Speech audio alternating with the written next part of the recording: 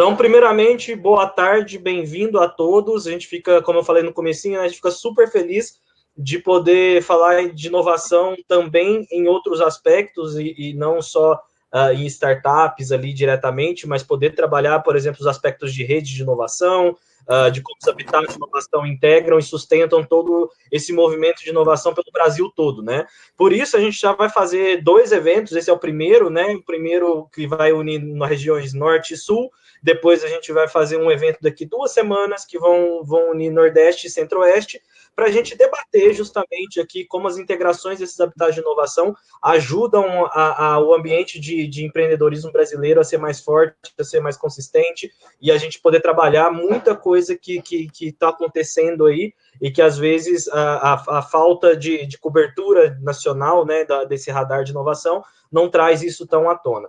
Bom, primeiramente, então, meu nome é Rafael, eu sou aqui do time da Liga Ventures, é um prazer receber todos aqui, a gente está passando aí de 50 pessoas online, já agradeço de antemão a Olinda, o Aldi, o Saboia, que já deve entrar, por terem cedido o seu tempo aí para a gente poder conversar. Já vou pedir para eles se apresentarem, contar um pouquinho mais da Rami, do Tecnopuc, da Amprotec também, e a gente avança no nosso papo já. Bom, a Liga, quem ainda não conhece a Liga hoje é um dos principais players de conexão entre startups e grandes empresas para geração de negócio. A gente se posiciona como uma plataforma de inovação que conecta esses dois mundos e ajudam eles ali a gerar negócio entre si. Esses são alguns dos nossos clientes, né? E a gente faz isso em diversos formatos, desde programas de aceleração, passando por eventos, passando por apresentação, search and match, auxiliando algumas dessas empresas a investirem em startups. Então, a gente isso para poder ajudar a esse ambiente de inovação também a funcionar. Minha agenda estava entrando, acabei de entrar. Outro link. Tá bom, tchau. Deixa eu entrar. Beijo, vai. Pronto, ó, quem sabe faz ao vivo, né? Saboia entrou aqui. Saboia, vou pedir para você habilitar sua câmera para a gente poder te ver. Isso, a gente está ouvindo, tá bom? Tá ouvindo aqui para em cima aqui, ó, na parte de cima da tela tem uma camerazinha, é só clicar nela que a gente já consegue te ver. Enquanto isso, eu estou explicando aqui o início do evento e já a gente começa, tá bom? Então, esses são alguns dos clientes que a Liga auxilia aí nessa conexão com startups para geração de negócio. E, diante desse movimento todo de falar de inovação, né, a Liga tem como responsabilidade ajudar também essa discussão toda a ganhar ainda mais consistência, ainda mais maturidade, ainda mais recorrência, porque só existe isso tudo por causa dos empreendedores, né? E aí, nesse momento de pandemia, ali em abril, a gente começou uma série de eventos online que se desdobrou agora no Liga On. Então, todas as quintas-feiras, às 17 horas, o time da Liga ajuda a organizar um formato de evento para a gente poder discutir inovações nos mais diversos aspectos, nos mais diversos tópicos, tá? E hoje, a gente tem o prazer de receber aqui o Francisco Saboia, que é o presidente da Amprotec, o Jorge Aldi, Deixa que eu não estou entrando aqui. Superintendente de Inovação Tecnopuc, e a Olinda Marinho, que é diretora e presidente na Rami, tá? Já eles vão se apresentar, então só quero reforçar para todos vocês aí no chat. Tem um link aqui em cima onde vocês já podem compartilhar o LinkedIn de vocês para depois vocês se conectarem. A gente vai mandar isso para vocês por e-mail também no pós-evento, tá? Esse evento, ele é gravado, ele também vai ficar disponibilizado no YouTube daqui 24 horas, mais ou menos, vocês vão conseguir acessar o nosso canal do YouTube. O Saboia agora conseguiu aqui a câmera. Tudo bom, Saboia? Boa tarde. Tudo bom, querido? Boa tarde a vocês todos. Desculpa aí o pequeno atraso. Tranquilo, vamos lá. Coisa de quem mora na zona rural, tive que resetar a internet e tudo, mas deu certo agora. Faz parte. E aí, reforçando, quem tiver perguntas para eles, fiquem à vontade para fazer por chat. Nosso time está fazendo a curadoria dessas perguntas para que a gente possa trazer para a discussão. Então, dito isso, vou até fechar a apresentação aqui para a gente ficar maiorzinho na tela e a gente poder debater um olhando para o outro. A conversa já estava super quente, Saboia, no pré-evento, então acho que vai ser super legal você entrar agora para esse jogo. Eu quero pedir para cada um de vocês, então, 4 minutinhos, se apresentar e apresentar as instituições que vocês estão representando, né, para a gente poder depois amarrar aí várias perguntas e cruzar as informações entre vocês. Vou começar, então, pela Olinda. Olinda, por favor, se apresente e apresente a Rami para a gente. Boa tarde a todos, boa tarde aos colegas. Obrigada, Rafael e a Dani, pelo convite. Tenho sido super honrada aqui de estar com essas cabeças maravilhosas da inovação do Brasil e do turismo também, né? Então, eu sou a Olinda Marinho, eu sou mestre em turismo e hotelaria, eu sou especialista em comércio exterior e planejamento estratégico e trabalho com inovação, empreendedorismo, sustentabilidade e responsabilidade social. Eu sou professora, então eu atuo em cursos, palestras, oficinas em diversas entidades aqui no Amazonas, no Brasil e também no exterior, né? Eu coordeno um programa de qualificação às exportações da Apex Brasil. Eu estou na segunda coordenação, agora eu estou coordenando o Amazonas e Roraima, e nós fomos os primeiros a inserir as startups nos Núcleo PX. Né? Então, a gente desenvolve todo um trabalho. A RAMI é uma rede de inovação e empreendedorismo da Amazônia, ela atua em toda a Amazônia, com exceção do Pará, e a gente faz um trabalho, porque o Pará tem a rede dele também. Então, a gente atua o quê? Fomentando o empreendedorismo, né? Fomentando colaborando com os empreendedores que estão dentro das instituições de ensino. A gente faz um trabalho junto às fundações, como a FAPEAM, aqui o FINEP, a gente faz um trabalho muito forte. E temos aí um trabalho de desenvolvimento com as incubadoras aqui na nossa região. Atualmente, nós estamos com 19 incubadoras aqui no Amazonas, tá? E a gente está fazendo um trabalho para implantar mais 2 incubadoras. E fora os outros ambientes, coworkings, que são diversos, aceleradoras, WeWorks, também que estão nascendo aqui. Então, a gente tem trazido muita inovação de fora para cá, para o nosso estado, e contando com a colaboração dos parceiros. E por isso que o trabalho em rede para a gente tem sido muito importante. Então, a RAMI ela faz isso. É uma rede de colaboração, onde ela funciona como hub de conexões entre fundações, empresas públicas, privadas, instituições de ensino, pública, privada também, né? E a gente atua junto a organismos internacionais. Por quê? Nós focamos a questão da sustentabilidade. O tripé do economicamente viável, socialmente justo, ecologicamente correto, envolvendo a comunidade. Então, eu estava falando com o Aldir. Aqui nós trabalhamos com as comunidades ribeirinhas, com as tribos. Né? Por quê? Porque nós temos startups aqui que trabalham com as tribos. Nós temos com as tribos e com as comunidades ribeirinhas. Nós temos aqui incubadoras no interior. Né? Então, nós temos Itacoatiara, nós temos lá em Manacapuru, nós temos aqui em Novairão, nós temos aqui, o Aldir estava falando lá de Mamirauá, né, da reserva onde ele foi. Então, aqui é atípica, a nossa região ela é atípica, ela é singular. Somos 62 municípios onde a RAMI atua, fora os outros estados. Atualmente, nós estamos em Roraima, com ações lá, o nosso diretor de inovação, o professor Carlos Varela, ele também atua em diversas instituições de ensino, ele é fundador da comunidade Buriti Valley, lá, e ele está desenvolvendo todo um trabalho, né, em Roraima e em Cantá, em Bonfim, em Rondonópolis, que são regiões próximas e que estão trabalhando essas questões dos ambientes de empreendedorismo e inovação, e com foco na internacionalização. Eu falo pra caramba, tá? O professor fala pra caramba, vocês sabem disso. A gente vai descobrir. Mas é isso, quer dizer, a RAMI ela sempre teve uma pegada muito forte nesse sentido de fomentar, de promover. Então, a professora Jane Moura e a professora Maria Gorete Falcão, elas lutaram muito aí, desde quando eu cheguei, eu sou de Nova Olinda do Norte, eu sou Indiabaré, daqui do Amazonas, né? Sou de uma região aqui, a região onde foi descoberto petróleo, nasci no dia do rock, né? Então, a gente não para aqui. Então, legal, assim, a gente faz esse trabalho. Muito legal.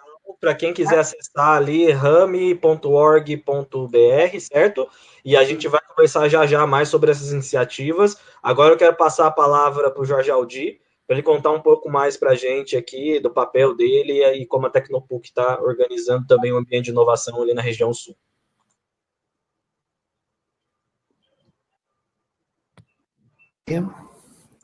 Oi, Rafael, também queria muito agradecer o gentil convite da Dani, né, e essa interação agora contigo, Rafael, a felicidade de estar conversando aqui com a Olinda e com o meu querido amigo Chico, né, de longas longas peleias aí, longas jornadas. Hoje ele nos lidera, né, Olinda? Ele nos lidera como presidente da Amprotec.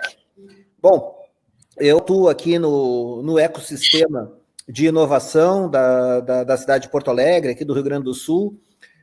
Sou superintendente de inovação e desenvolvimento da PUC e tenho sob minha responsabilidade o Tecnopuc, que é o nosso parque científico e tecnológico aqui da universidade, que é vinculado à superintendência. Somos um dos 14 parques científicos e tecnológicos do Rio Grande do Sul.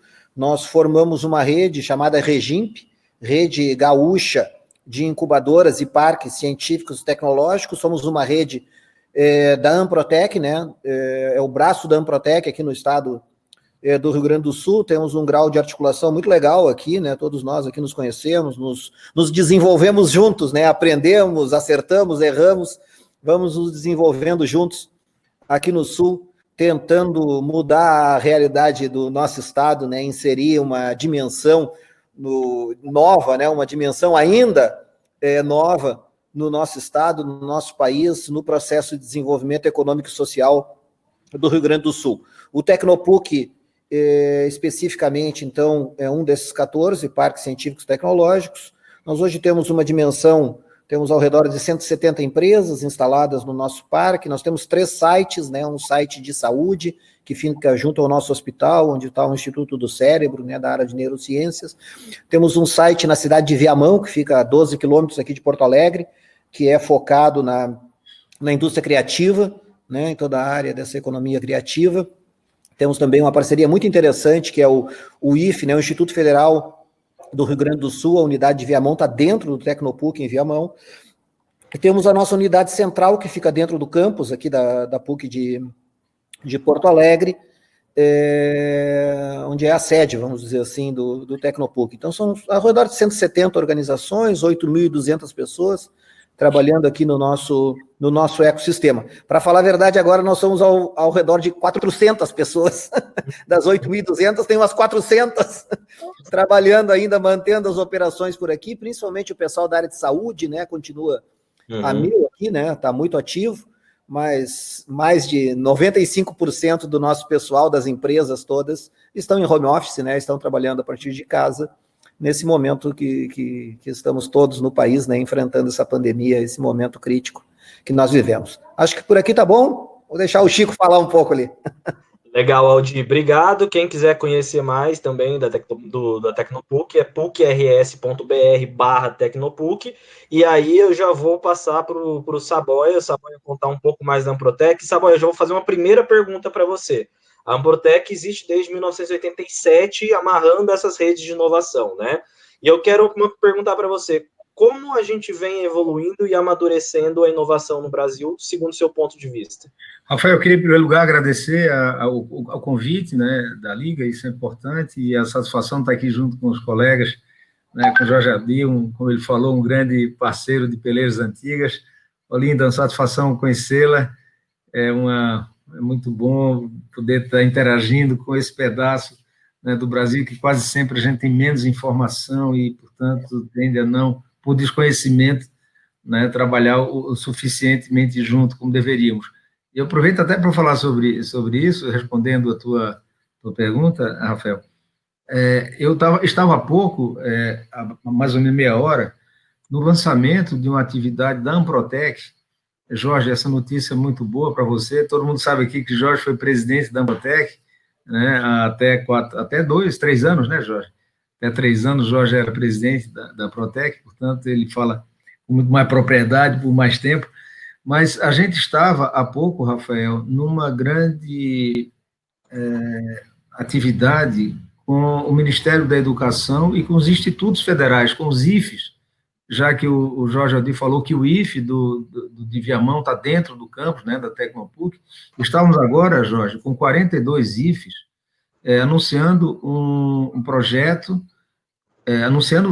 formalizando a assinatura do contrato do Ministério da Educação com a Amprotec, para que a Amprotec pudesse apoiar os 42 institutos federais de educação que entraram nesse projeto, com a presença incrível, uma capilaridade de 600 municípios, ou seja, é uma ação que tem uma dimensão nacional. Tinham pessoas de Roraima, tinham pessoas do Amapá, tinham pessoas de Manaus, agora, até meia hora, que é um esforço, Rafael, de a gente ajudar a suprir uma lacuna tremenda que existe no país, que é a inexplicável condição que foi reforçada ontem pelo resultado de mais uma pesquisa da CNI, dessa vez, que coloca o Brasil, que é a 9ª economia do mundo e a 14ª produtora de conhecimento, medido em termos de papers publicados em revistas qualificadas, na desonrosa, quase sempre, últimas posições no ranking global de competitividade. Então, o que nós fizemos agora, Rafael, a meia hora no máximo acabou, era 4h30, 4h20 que acabou o nosso encontro, foi exatamente um pedaço da sua resposta na prática. A Amprotec se vê como sendo uma engrenagem nesse esforço de apoiar o país numa agenda de inovação e empreendedorismo que reduz a distância paradoxal que existe, repito, da 9ª economia e a 14ª produtora de conhecimento, ser a 106ª, por exemplo, economia mais competitiva no ranking de 129 países. Então, isso dá, só numa primeira introdução, isso dá um pouco, na prática, a ideia do que é o papel da Amprotec, um grande agente de articulação e desenvolvimento desses ambientes promotores de negócios inovadores. E disso aí o Brasil precisa cada vez mais, em momentos, inclusive, como esse, em que a crise que nós estamos vivendo nos coloca desafios novos, que, portanto, nos mobiliza e nos pressiona a agirmos também de maneira nova e de forma inovadora. Nós contamos aí com a Amprotec para ser um grande vetor de catalisação de muitas das iniciativas e de disseminação das boas práticas, das melhores práticas, como essas que a gente encontra aqui na região norte, como a Ramita aqui, como as experiências do Rio Grande do Sul, incríveis, 14 parques tecnológicos, isso é incrível, né? Na Amprotec nós estamos 350 associados, grosso modo, entre vários parques tecnológicos, incubadoras, aceleradoras e mesmo empresas privadas, de sorte que esse é nessa grande arquitetura institucional do país em prol da inovação e do empreendedorismo, a Amprotec se coloca muito como esse papel, de ser um elemento de catracação entre o que se passa no mundo do conhecimento, da produção científica, da universidade, e o que deveria se passar e o que se passa no mercado através dos mecanismos promotores da inovação. Muito legal, muito legal. Samuel, eu vou até pegar um gancho na tua resposta e na tua introdução da Amprotec e vou dividir em duas perguntas agora, uma para o Aldir e uma para a Olinda, justamente sobre esse derramamento de conhecimento e desenvolvimento que estão dentro desses polos, parques tecnológicos ou arranjos de habitat de inovação. E para o Aldir eu quero perguntar sobre isso, sobre esse derramamento para o mercado. E para a Olinda eu quero falar de internacionalização, né, que é um dos pontos que a gente estava até falando um pouquinho aqui no começo. Aldir, eu queria te perguntar, então, nesse sentido, como você vê o que falta, talvez, para a gente ver um maior derramamento ou uma maior integração desse processo de conhecimento, desenvolvimento de inovação dos parques e polos tecnológicos com o mercado brasileiro. Aí a gente está falando dos agentes mesmo que transformam isso em comercialização ou negócios, ou outras frentes aí que acabam impactando a economia ali de diversos formatos diferentes. Tá no mudo, Aldir. Desculpe. Rafael, eu acredito que ao longo dessas últimas décadas, né, como o Chico estava colocando, da nossa entidade, e desde o surgimento das primeiras incubadoras, lá na década de 70, dos primeiros parques, já no final da década de 90, quando tu falas assim, o que falta, eu acredito que conhecimento e capacidade nós já temos como ecossistema nacional. Talvez para atingir esse patamar, repara bem como o Chico abordou a questão do nosso papel como gestores de ecossistemas no processo de desenvolvimento da sociedade, né?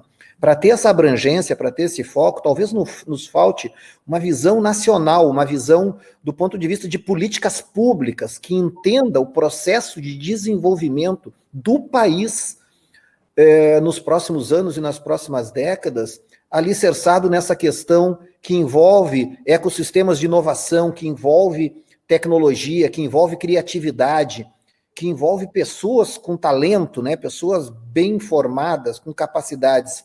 Então, talvez, o dia que nós tenhamos a felicidade de desenvolver uma política nacional de desenvolvimento econômico e social, que consiga entender o potencial e o papel desses ecossistemas na transformação da nossa sociedade para uma economia realmente do século XXI, nós vamos atingir esse patamar. Nós temos um longo caminho pela frente. Já caminhamos muito, aprendemos muito, temos experiências lindas no país, temos experiências como o Porto Digital, por exemplo, que é o nosso estandarte, assim, né? É o nosso cartão de apresentação para o mundo do que um ecossistema de inovação pode fazer na transformação de uma cidade, né?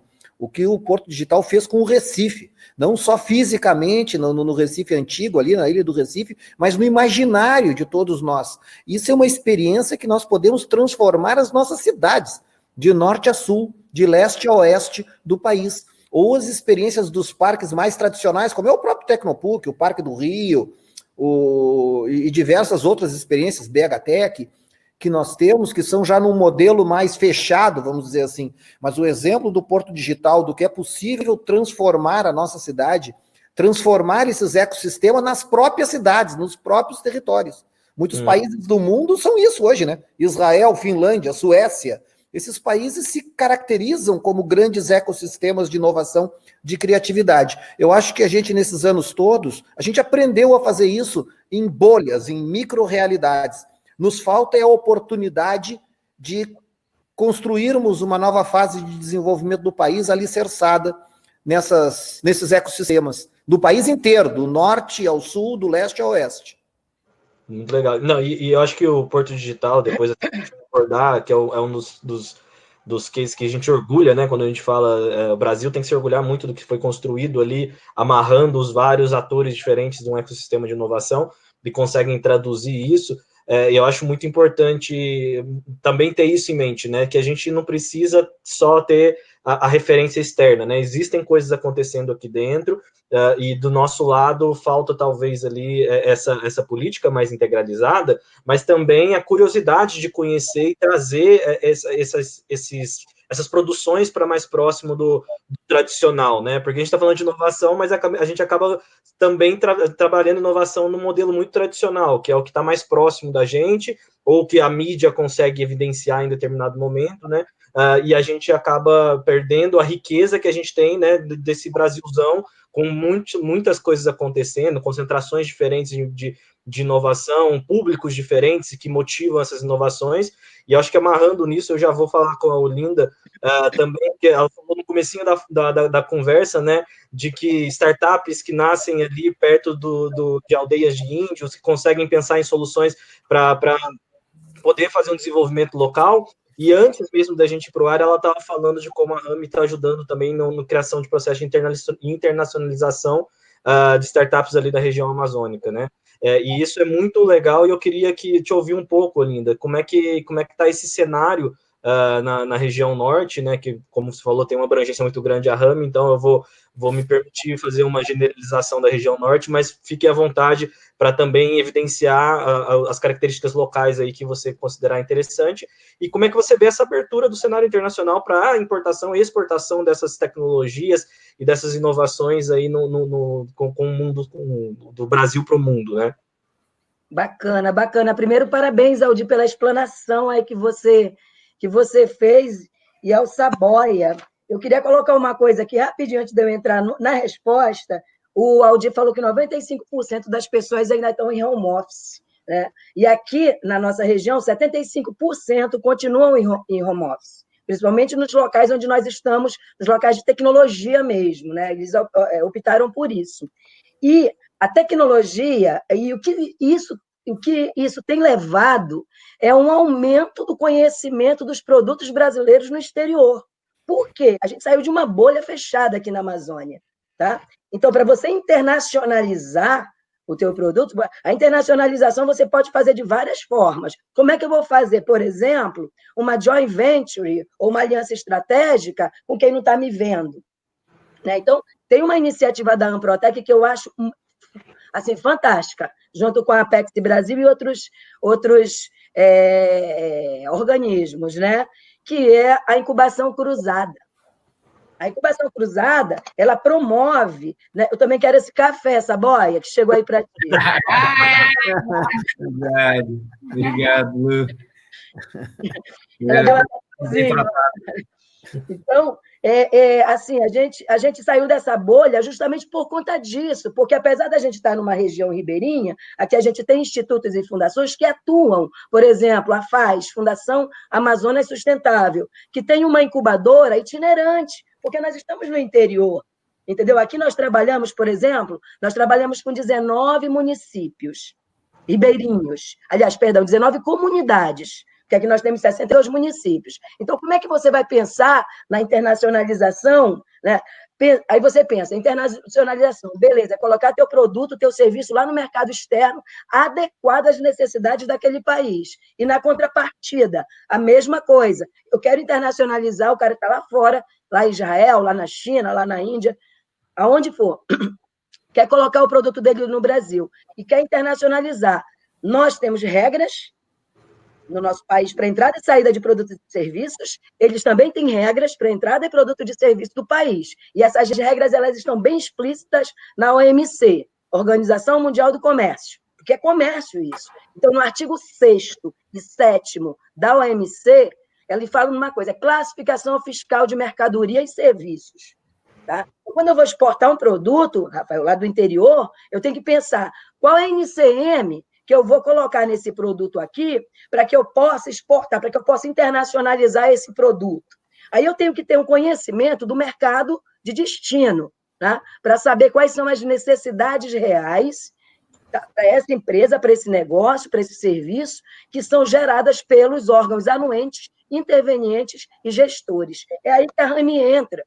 Entendeu? Porque como é que o cara lá do interior, se a gente, cara, que estuda pra caramba, olha aí o Saboia balançando a cabeça, o cara é pós-doctor, né? E às vezes a gente não conhece determinadas nuances. Por quê? Porque o comércio exterior, a internacionalização, a inovação, o empreendedorismo, eles passam por legislações, e essas legislações elas não são instantes, elas são mutáveis.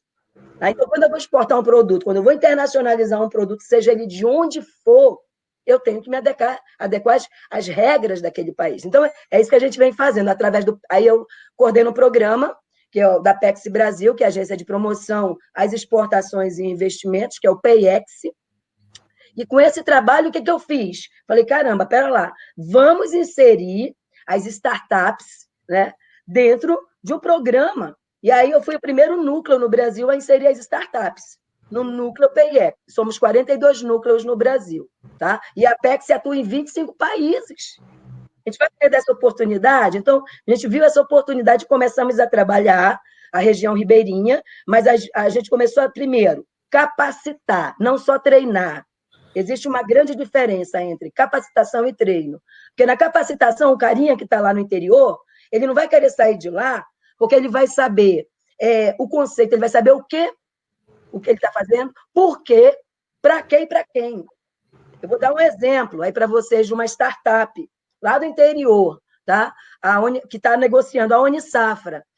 O menino da Unisafra, o Macaulay, quando chegou comigo, lá na incubadora, quando eu implantei a incubadora aqui do Uninorte, né, o que aconteceu? Só era ideia. Estava na ideia. Eu digo, caramba, essa ideia tua é fantástica, porque vai ajudar os ribeirinhos, cara. Só que muitas vezes o empreendedor vai levar a ideia para o mercado, para alguém que não entende, não faz essas conexões de legislação, de necessidade interna e necessidade externa, e falar para o cara, pô, essa tua ideia não vai à frente.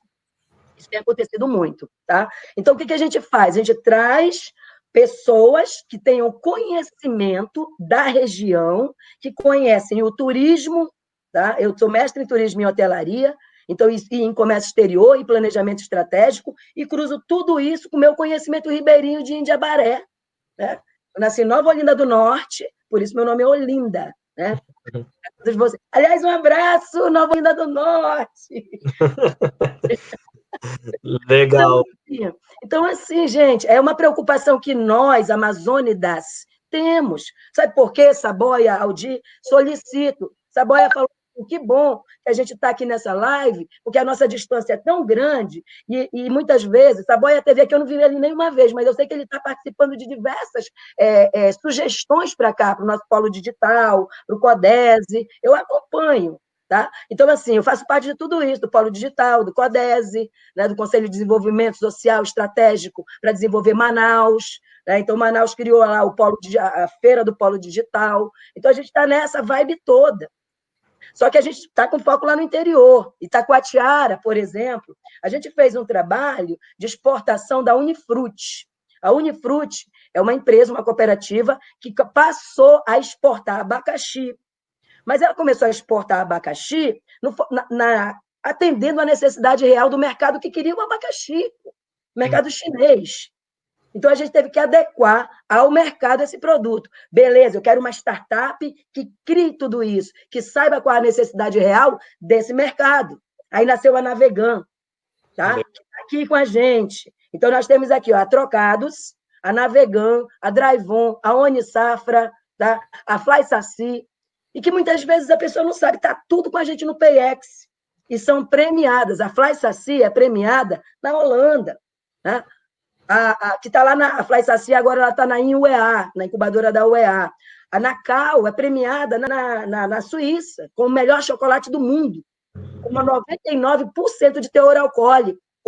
Teor alcoólico. Esse daí Esse daí vai dar problema. Manda o endereço, manda os contatos. Vou mandar. Descobrir a razão do sucesso. Agora, a gente encerra a live agora e vai direto para essa startup. Vamos lá, conversação. Então, assim, né? São esses cruzamentos, viu, Saboia, Aldir, que a gente faz aqui, Rafael, que a gente traz. Então, como é que nós vamos desenvolver uma região como a nossa, que tem singularidades, e cada município tem uma economia diferente, né? Então, eu tenho que trabalhar com muito preciosismo isso, e muito cuidado. Por isso que eu fiz mestrado em turismo e hotelaria, para eu entender melhor a minha região. E o que aconteceu? Em cima disso, eu desenvolvi dentro do meu mestrado um projeto, e o PayEx, a Apex Brasil está dentro desse PayEx. Aliás, tudo que eu coordeno, todas as ações que eu coordeno na nossa região, faz parte da minha dissertação de mestrado. Certo. Eu só apresentei o projeto e criei as minhas funções aqui, né? Então, assim, é assim que a gente... É dessa forma que está aqui essa questão. E a gente está exportando para a China, para Portugal, por isso que hoje eu estava em Portugal, já conversando, alinhando uma estratégia, querendo saber como é que estão as redes lá de Portugal. Eu fiquei sabendo que tem 40 redes. E essas 40 redes são de investidores. Claro que eu quero ir para cá. Segura esse tema que a gente vai voltar nele já. Porque ainda agora eu quero aproveitar o que você colocou dessas particularidades das regiões e o desenvolvimento disso, e eu quero puxar um pouco da experiência do Saboia, né, ali no Porto Digital, que foi uma integração que conversou, e como o Aldir bem colocou, conversou muito com o município, com a cidade, com a região, né, com o que estava sendo dito ali. Saboia, como é que você vê essa possibilidade de replicar o caso do Porto Digital para outras regiões, para outros locais aqui do Brasil, e qual foi ali o secret sauce, né, que a gente gosta de falar aqui nas startups, né, qual foi o segredo de uma unificação que hoje trabalha não só a inovação para fora, né, mas tem um trabalho muito legal de desenvolver os conceitos de inovação para todo mundo que está participando ativamente das operações do Porto. Então, queria te ouvir um pouco mais nesse sentido. Rapidinho, Saboia, só avisar, pessoal, coloquem as perguntas no chat, já a gente vai puxar algumas, tá? E também não esqueçam de colocar o LinkedIn de vocês na planilha de compartilhamento de contatos. Vamos lá, Saboia. Tá. Pessoal, Rafael, vamos tentar ver essa questão em dois grupos de ideias. A primeira questão é o que faz uma cidade hoje ser diferente de outra cidade. Se a gente for buscar as histórias das cidades, isso interessa, obviamente, muito aqui a Olinda, porque mencionou tanto a componente local. Vamos trazer isso bem para o plano local. O Recife é mais uma cidade, como tantas outras, com suas características próprias, mas as cidades, historicamente, elas tiveram, na base do seu desenvolvimento, aquelas que mais prosperaram, tiveram, no tempo, fatores associados à posição estratégica militar ou a condições naturais favoráveis, condições de localização, as vantagens locacionais, como dizem os economistas, mais pronunciadas que outras, de maneira que essas eram, digamos assim, eram as fontes da riqueza das cidades. Os tempos foram passando, e o que é que a gente descobre hoje? Numa sociedade como essa em que a gente vive, Rafael, em que a competitividade dos lugares é cada vez mais dependente da capacidade de inovação, nós começamos a construir um modelo aqui para a cidade do Recife, nos anos 90, uma cidade extremamente, vivendo um momento difícil. Os anos 80 e 90 foram de muita crise aqui para a economia do estado de Pernambuco, uma economia declinante, que tinha a sua base econômica secular, baseado na indústria sucroalcooleira, em alguma indústria, e, de repente, isso tudo começa a se dissolver, e foram tempos muito ruins. Então, nos anos 90, pensando numa nova abordagem, num novo conceito de cidades, uma cidade que poderia e deveria, como eu entendo que devam as cidades todas, não só o Recife, buscarem na inovação a nova fonte de poder e de poder no sentido de gerar riqueza e qualidade de vida para a sua população, nós começamos, então, a fazer uma reflexão sobre, a partir desse pano de fundo, como é que nós poderíamos articular um mecanismo novo de geração e promoção de uma atividade econômica conectada com o futuro, que o futuro naquela ocasião era o futuro da inovação, das tecnologias da informação, etc. Eu estou me referindo aqui a meados dos anos 90, então, obviamente, aquele futuro é o nosso cotidiano, né? Mas naquela época era futuro. Palavras como globalização, como criar, por exemplo, um ecossistema global ou de classe global, isso é um pleonasmo hoje, você falar que vai criar alguma atividade de classe global, de classe mundial, bom, se não for, não sobrevive. Então a gente tinha clareza que era preciso que a cidade do Recife, como as cidades, tivessem, portanto, Rafael, uma nova plataforma de desenvolvimento baseado numa nova economia que é suportada pela nova abordagem do papel da inovação, em especial aquela suportada pelo digital, para a prosperidade da cidade. E assim nasce, então, a ideia de se criar um parque tecnológico, que, como chamava Valdir, tem umas suas especificidades, porque ele não ficou alojado, como, de um modo geral, ocorre na maioria, não só no Brasil, mas dos lugares do mundo afora, conectado diretamente à universidade. Os parques tecnológicos costumam estar dentro das universidades ou nas cercanias. O próprio Aldir lidera um dos ambientes mais incríveis que tem no Brasil, dentro da universidade. Os parques científicos e tecnológicos, que correspondem a uma daquelas gerações mais fundadoras, né, desse conceito. E a gente tomou outro rumo e disse, não, nós vamos trabalhar na cidade, escolher um território decadente da cidade, que era o bairro antigo, onde a cidade nasceu. O Recife foi descoberto, nasceu ali o Recife viu a sua prosperidade e o Recife viu a sua decadência também. E era um bairro completamente abandonado. Então, a ideia de criar um parque tecnológico que pudesse conectar a cidade do Recife com essa nova economia, nos levou a escolher o bairro do Recife Antigo, e não a universidade, como era natural que assim fosse, até porque os líderes desse projeto de criação do Porto Digital estavam na própria universidade. O professor Silvio Meira, por exemplo, colega e amigo do Jorge Aldir, igualmente um cientista, coordenador do Departamento de Economia de Tecnologia, de Ciência da Computação, lá na Universidade Federal, depois virou um centro de informática. Então, essa foi mais ou menos a história. Então, o porquê da cidade? Porque aí, Rafael, concluindo a minha resposta, é porque a gente imaginava, como eu continuo a partir de toda essa trajetória nesse métier, acreditando que a coisa mais nobre que a gente pode fazer para uma cidade é torná-la mais atrativa ao talento, ao capital humano criativo. Jorge chamava a atenção da criatividade, a Olinda falou tanto da expressão local.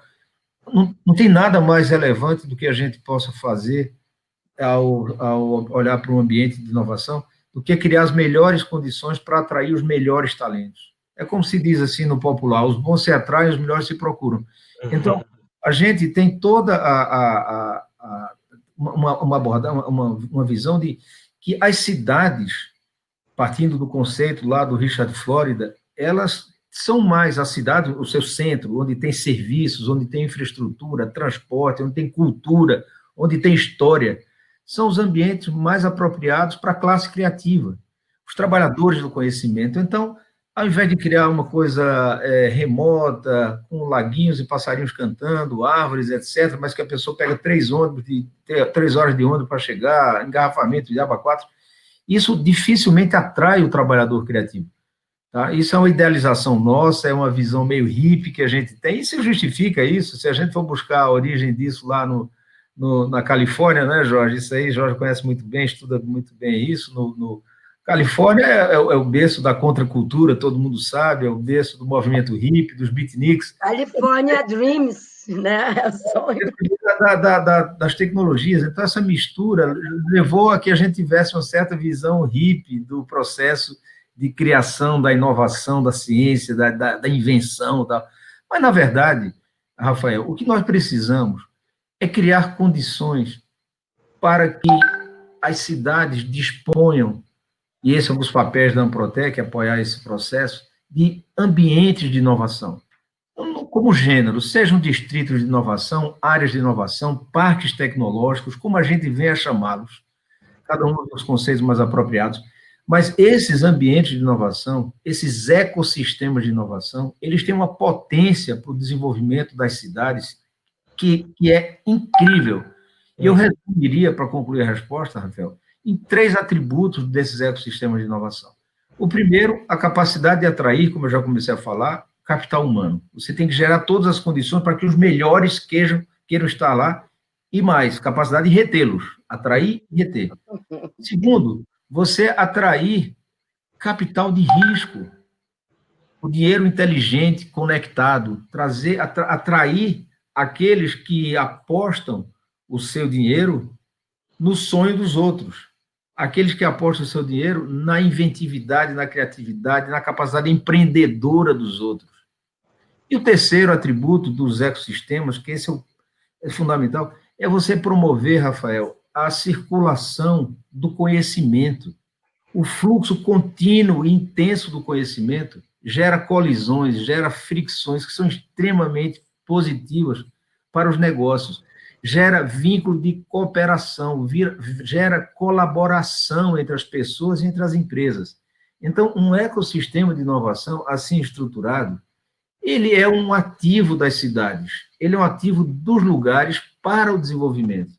Então, assim, claro que esse papo aqui é muito para ouvir as experiências de cada ecossistema de inovação. Então, eu aqui falando em nome da Amprotec, digo a você, Rafael, que tenho muita satisfação em dar sequência a coisas que vieram sendo feitas já há tanto tempo, né? E aqui, tomando como referência o nosso Jorge Aldi, o Aranha, que nos antecedeu, que me antecedeu, nesse esforço de despertar, de alertar os gestores públicos, os formuladores de políticas públicas e também os empreendedores privados, para que nas suas estratégias considerem a potência dos ambientes de inovação. Não existe arma mais poderosa para o desenvolvimento de uma cidade, Rafael, do que, no meu entendimento, ambientes de inovação, com tudo que ele tem dentro, com os mecanismos como aceleradoras, incubadoras, espaço de coworking, infraestrutura de serviços tecnológicos compartilhados, como espaço de coworking, o que a gente quiser de mecanismos dentro dos ambientes de inovação. Vamos adensar essas coisas e vamos fazer deles a nova plataforma de desenvolvimento das cidades. Pô, muito legal, Saboia, assim, acho que o pessoal estava acompanhando até no chat aqui, todo mundo acompanhando a sua fala e uma concordância geral e amarrando todos esses pontos.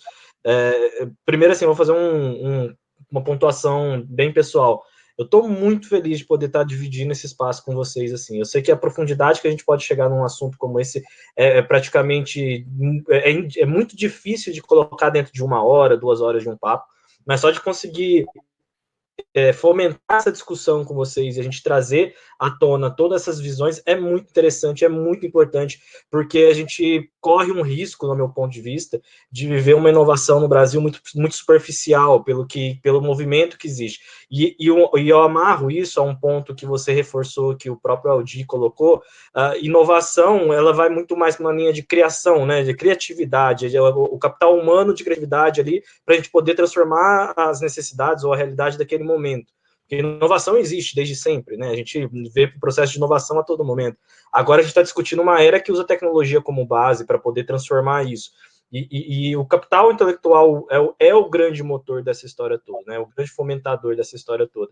E aí, nessa linha, e pegando esses 3 pilares que você colocou, eu queria perguntar para o Aldir agora, justamente na visão do Tecnopuc, que tem ali um monte de startups super interessantes que estão desenvolvendo soluções na área de saúde, inteligência artificial, entre outros vários blocos ali de atuação. Como é que você vê o capital de risco se aproximar desses polos, desses parques tecnológicos, Aldir? Existe, de fato, hoje no Brasil, uma maturidade ou um espaço maior até da gente se amadurecer para atrair o capital, por exemplo, de empresas para um co-desenvolvimento dentro das universidades, aproveitando do ambiente criado do capital intelectual que está ali dentro? Inovação aberta, ela é uma realidade hoje próxima dos ambientes de inovação? Queria ouvir um pouco, Aldir, de você. Bom, Rafael, quando a gente fala, tem muitas coisas aí que tu falaste, né? Vou pegar essa questão do capital de risco. Eu acredito que nós, como país, o nosso capital de risco, eu vou colocar assim genericamente, quando a gente fala genericamente, a gente corre o risco de não ser justo, né, com as diferenças e as diversidades que fazem parte do mundo que a gente vive. Mas o capital de risco no Brasil, eu sempre tive uma sensação assim, que ele é um capital de risco com pouco risco, né? Nós estamos num país onde tu tem que provar que tu não precisa para tu conseguir o que tu quiser. Né? Se tu consegue provar que tu não precisa, tu tem bens, tu tem fiador, tu tem propriedades, tu tem um pai, a mãe que te garante. Ou seja, se tu prova que não precisa, tu consegue tudo o que tu quiser. Se tu só tem uma ideia, tu só tem uma visão de futuro, tu só tem um ímpeto, assim, uma vontade de criar e essa capacidade, aí fica muito difícil. Isso é uma coisa cultural do Brasil, né? É um capital de risco sem risco. Né? E então nós temos um espaço enorme para crescer nessa área, de entender o que significa apostar numa ideia, o que significa ousar. Inovar é ousar, é transformar a realidade, né? E isso não tem pré-requisitos, assim, um jovem criativo bem formado no Brasil tem as mesmas condições que um jovem criativo bem formado nos Estados Unidos, na Suécia, em Israel, na China, em qualquer lugar do mundo, né? Então, o que nós temos aqui é que entender que os ecossistemas de inovação, eles requerem, sim, gente com talento, requerem gente com novas ideias e requer gente com capital, porque eu tenho que injetar capital para fazer isso. Eu me recordo de alguns anos atrás, quando eu estava na presidência da Amprotec, ter passado 10 dias lá em Paritins, eu estava comentando com a Olinda, estava visitando lá os projetos como era o nome lá, da incubadora? Mamirauá. Não, lá em Parintins foi da AMIC, Amazônia Indígena Criativa, uma coisa assim. E eu fiquei muito impressionado com os projetos deles, visitando algumas comunidades indígenas, algumas tribos ali, naquele momento, para mim era um mundo todo novo, se abrindo, e vendo ali uma incubadora da Universidade Federal do Amazonas, com o pessoal da Estadual do Amazonas, do IFE, atuando junto àquelas comunidades, desenvolvendo inovação. Eu me recordo até hoje daquela, como é que era? A fossa ecológica, que do ponto de vista tecnológico, de luzinha piscando, não tinha nada. Mas era um negócio super criativo, super bem bolado, para resolver um dos maiores problemas sanitários de saúde das populações daquelas comunidades no meio da Amazônia, né? Então, esse potencial que nós temos, eu estava vendo ali as perguntas, o Eduardo Monte, né, ele fez uma pergunta que vai nessa tua linha. Como é que a gente conecta o capital humano, o capital socioambiental, o capital intelectual com o capital financeiro? Eu tenho que ter o capital financeiro, seja de risco, seja esse capital anjo, né, seja o financiamento propriamente dito, para viabilizar que uma fossa ecológica, por exemplo, desenvolvida lá na MIC, possa atender com escala todas aquelas comunidades da região, né? Isso tem que ser casado, isso aí envolve políticas públicas, sim, em qualquer país do mundo as políticas públicas são absolutamente centrais nesse processo.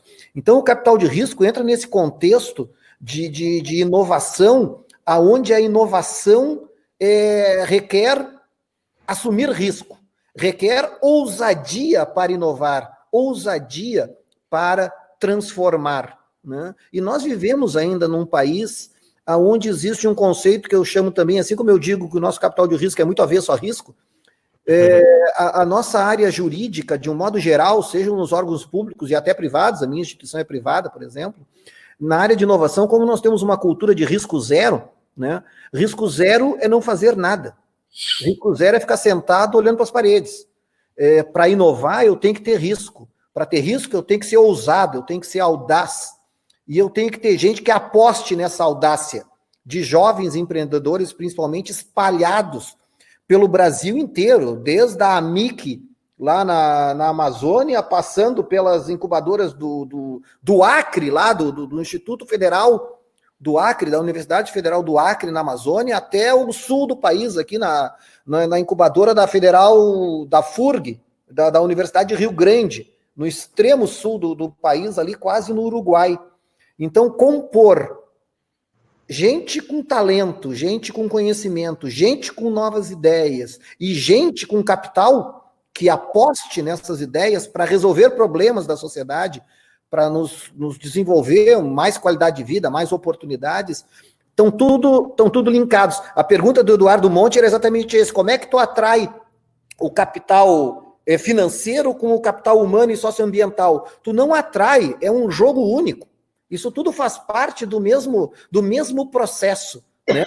Eu conheci esse projeto que ele atua, né, que é de água lá para o semiárido, né, naquela região, acho maravilhoso, é um belo exemplo de um projeto, de uma ação de impacto, né, de alto impacto social e ambiental. Mas a verdade é que essas coisas não acontecem se não tiver capital junto, porque senão é só uma ideia, né? E inovação não é só uma ideia legal. Inovação é uma ideia legal aplicada na prática e que transforme a vida das pessoas para melhor, que seja transformadora. Esse é o papel da inovação, transformar a realidade para algo melhor, agregar valor, né?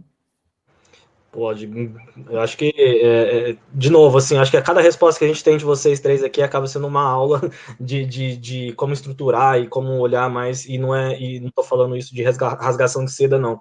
Acho que é muito importante para que a gente consiga entender a pluralidade que a gente tem aqui de inovação no Brasil, de fato, e como a gente pode conectar esses mundos. Infelizmente, o nosso tempo está acabando.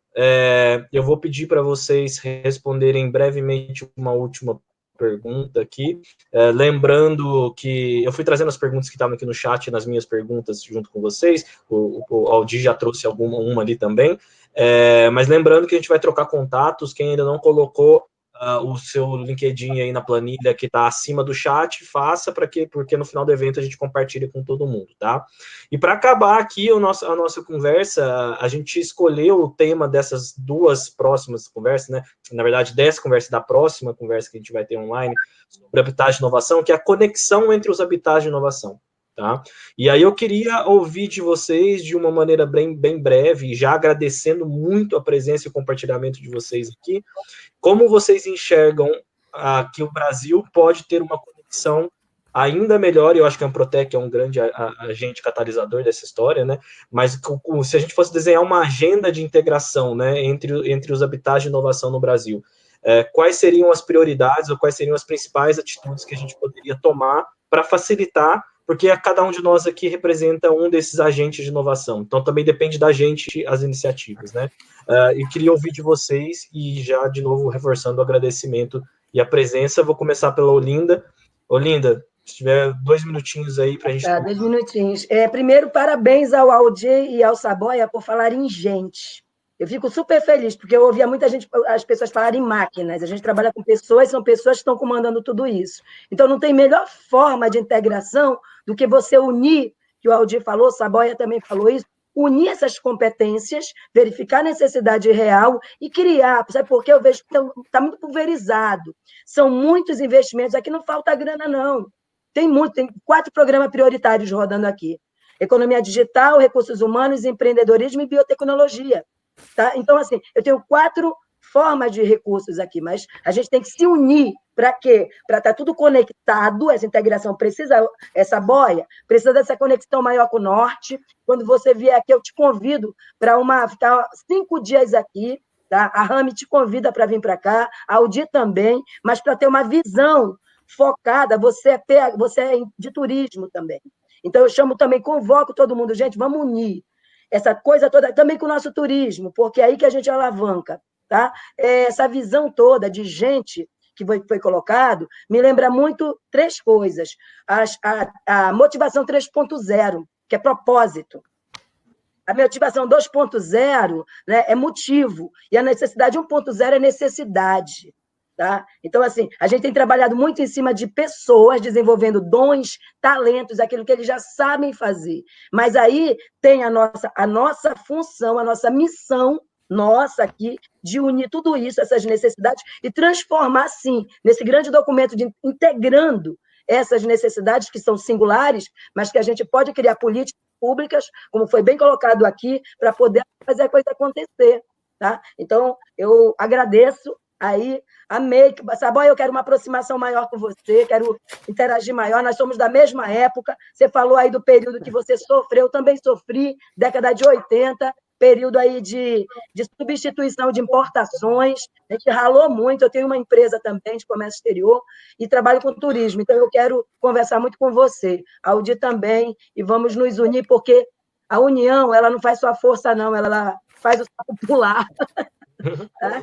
Então, obrigada mais uma vez, e aos ouvintes também. Agradeço a todos. Respondendo, Rafael, já respondendo na prática a sua pergunta, como conectar, né, os ecossistemas, os ambientes de inovação, para dar uma liga diferente, né, para esse país. É isso aí. Legal. Aldir?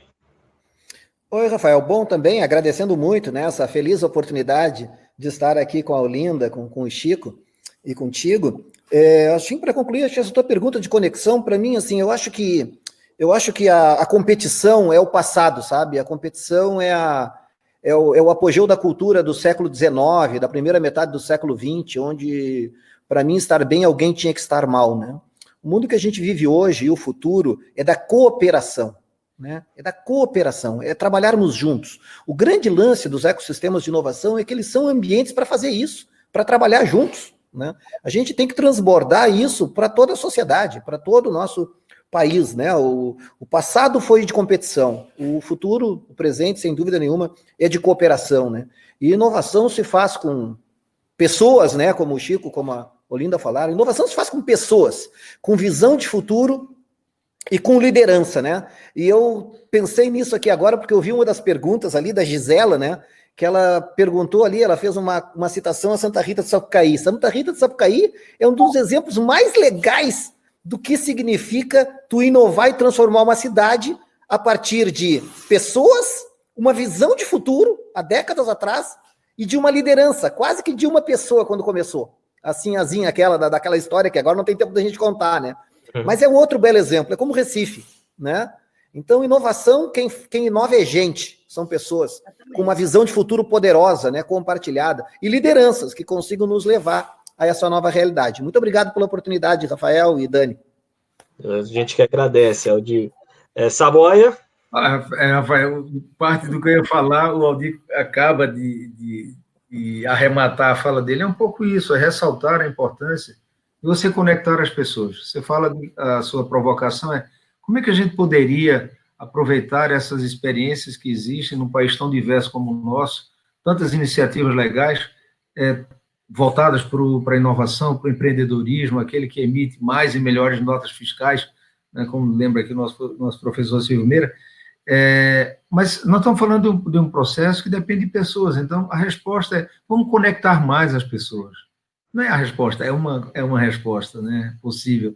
Vamos conectar mais, vamos fazer mais eventos dessa natureza, vamos participar mais das associações, vamos modernizar as associações, vamos renová-las, remoçá-las, vamos sair de uma agenda institucional, pública, travada, burocrática, vamos para a agenda da sociedade, vamos para a agenda do mercado, vamos enfrentar essa realidade que é de um mundo plural, de um mundo cada vez mais aberto, de um mundo onde o espaço das pessoas criativas é o espaço que vai fazer a transformação. Não haverá, veja, não haverá, Rafael, um país novo, um país diferente, se a gente reproduzir os mesmos modelos, as mesmas práticas, as mesmas instituições, com as mesmas políticas e estratégias de anos atrás. Ele já deu o que tinha que dar.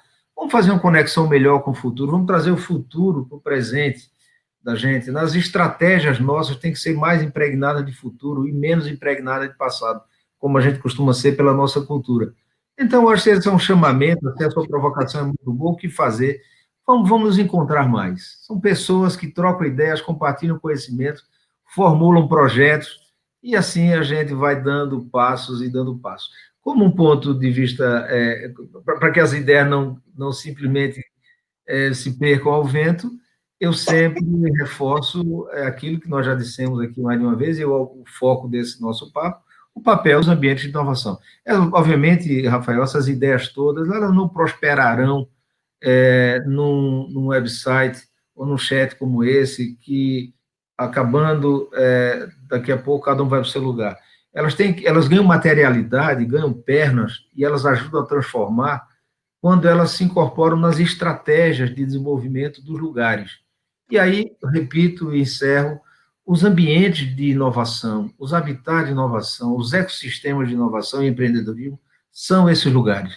São lugares onde a gente pode fazer prosperar as ideias. As ideias são como sementes que a gente, jogando nesses ambientes, elas certamente explodem sob forma de startups, de novos negócios, de negócios tradicionais melhorados, de novas conexões com a economia tradicional, que é fundamental fazer.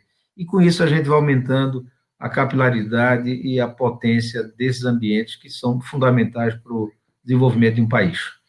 Obrigado, agradeço demais o convite, uma satisfação enorme aqui estar novamente com o nosso amigo Jorge, conhecê-la, Olinda, sim, não só aceito, como retribuo o convite de vocês também para cá, para falar dessa maravilha que nós temos, essa riqueza que o Brasil tem, que é a Amazônia. Um abraço. Chico, aceita mesmo, que há 4, 5 anos atrás a Jane era presidente da Rami, me convidou, eu passei 10 dias lá e olha, mudou minha visão de Brasil. Vai que vale a pena. Faz uns 8 anos que eu fui aí, né? Tenho participado virtualmente, mas agora eu quero com esse convite, deixa passar a Covid para a gente passar aí uns 10 dias. Eu já vou me colocar nesse convite, a próxima edição vai ser Vem. Bora fazer no barco. A gente experimenta o chocolate 99% alcoólico lá, né? Rapaz, que coisa boa, essa ideia é genial. Vamos embora agora. Vamos curar a Covid. Muito obrigado mesmo. Assim, eu estou muito feliz de ter podido reunir todos vocês aqui para a gente ter esse papo. Fico realmente muito orgulhoso da Liga poder ajudar a fomentar essa discussão. E como vocês colocaram, também espero que seja só um dos primeiros passos para a gente avançar. Vou só fazer uns recadinhos finais aqui para falar da agenda que a gente tem. Então, como eu conversei com vocês lá no início, todas as quintas-feiras, às 17 horas, a gente aqui da Liga está organizando eventos online para discutir inovação.